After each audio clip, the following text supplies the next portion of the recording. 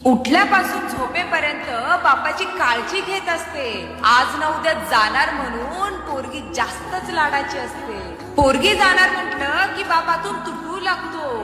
कळत नाही अचानक बैठकीतून का उठून जातो.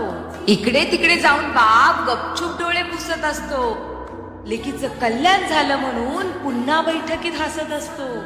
तिचा सगळा जीवनपाठ नजरेखालून जात असतो.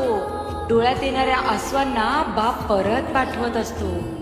ह्या घरातला चिवचिवाट आता कायमस्वरूपी थांबणार आहे म्हणून बाप लेक झोपल्यावर तिच्याकडे पाहून रडत असतो. भातुकलीचा खेळ खेळत कधी लहानाची मोठी झाली कळलंच नाही.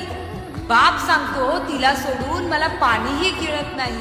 एका अर्थाने पोरगी म्हणजे काळजी करणारी आईच असते. पोटचा गोळा देणाऱ्याची कहाणी फार वेगळीच असते. फुलमाळा